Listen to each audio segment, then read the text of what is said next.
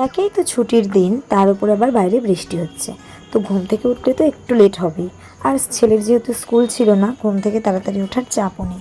এখানে দেখো আমার চা হচ্ছে, আর এখানে আমার ভাত অলরেডি হয়ে গেছে। আর আজকে আমি যা যা রান্না করব সেগুলোও কিন্তু আমি কেটে নিয়েছি। তো এখানে আলু আর ঝিঙে দিয়ে হচ্ছে পোস্ত করব, আর হচ্ছে উচ্ছে দিয়ে মটর ডাল করব। আর এই কুমড়োটাকে কালো জিরে আর কাঁচা লঙ্কা দিয়ে ভাজবো, একটু তেল বেশি দিয়ে। আর ডালের সাথে খাওয়ার জন্য পাঁপড় ভাজা করে নেব। প্রথমে দেখো ভাতটা হয়ে গেছে, যেহেতু ভাতটা আগে উপর দিয়ে নিই, আর তারপরে আমরা চাটা খেয়ে নেব। আর চায়ের সাথে আজকে পাউরুটি খেয়েছিলাম, তো ওটাই ব্রেকফাস্টের মতন হয়ে গেছে। কারণ আমার তো রান্নাবান্না তাড়াতাড়ি করে নিতে হবে, কারণ ওর বাবা 12টায় বেরিয়ে যাবে। ওই জন্যই আমার আর কি সব কিছু মোটামুটি হয়েই গেছে। আর রান্নাও বলতে আমার শুধুমাত্র ইয়েটা বাকি ছিল, পোস্তটা, ওটা ওর বাবা খেয়ে যেতে পারিনি।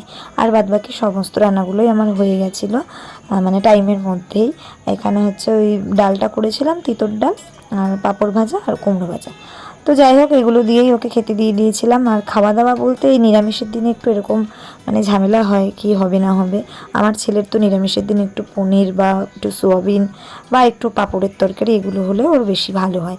তো এই সমস্ত খাবারও অতটা ভালোবাসে না, কিন্তু মিঠাই ওকে পনির দিয়েছে, ওটাতেই ওর হয়ে যাবে। আর দেখো, কালকে একটা নারকেল নাড়ুর ভিডিও দেখেছিল আমার ছেলে, তো সেইটা দেখে ওর খুব নাড়ু খেতে ইচ্ছে হয়েছে। ও কিন্তু একদমই মিষ্টি জাতীয় খাবার খেতে পছন্দ করে না, জানি না কেন নাড়ু খেতে ইচ্ছে করছে। আর এখানে দেখো মমতাদিকে দিয়ে একটা তাল আনিয়েছিলাম, একটু তালের বড়া বা ক্ষীর কিছু একটা করব বলে। দুধ তো আনিয়ে রেখেছি, চিনি টিনি সবই আনানো আছে, জানি না করতে পারবো কি না। আর এদিকে দেখো ওর বাবাকে খেতে দেওয়ার টাইমও হয়ে গেছে বলে ওকে আগে খেতে দিয়ে দিলাম, যে কটা যা রান্নাবান্না হয়েছিল। তো ওর বাবা বেরিয়ে যাওয়ার পর আমি আমার বাকি রান্নাটুকু সেরে নিয়েছিলাম, আর তারপরে ছেলেকে স্নান করিয়ে নিয়েছিলাম। আর আমার কিছু টুকিটাকি ঘরের কাজকর্ম বাকি ছিল, মানে ঘরটর গোছানো, তো সেগুলোও ঠিকঠাক করে গুছিয়ে নিলাম, চাদর টাদর চেঞ্জ করে নিলাম। তারপরে আমি চলে গিয়েছিলাম স্নান করতে। স্নান সেরে এসে তো আমার ছেলে পুজো দেওয়ার জন্য বায়না করছে, মানে দুজন মিলেও পুজো দেবে বলে। তো তারপর যাই হোক, দুজন মিলে পুজো টুজো দিয়ে নিলাম। তারপর হচ্ছে আমরা খেয়ে নিলাম, দুপুরের খাওয়া দাওয়া খেয়ে নিয়েছি। এবার তারপরে শুরু করেছি আমি নাড়ু বানানো। আর প্রথমে তো নারকেল কোড়ানো, মানে নাড়ু বানানো হয়তো এমন কিছু কঠিন কাজ না, কিন্তু আমার এই 32 বছরের জীবনে আমি এই ফার্স্ট টাইম নিজে নাড়ু বানাচ্ছি নারকেল কুড়িয়ে। একটাই নারকেল দিয়ে কিন্তু নাড়ুটা আমি করেছি। প্রথমে কুড়িয়ে নিয়েছি নারকেলটাকে, তারপরে হচ্ছে চিনি দিয়ে ভালো করে ওটাকে মেখে নিয়েছি।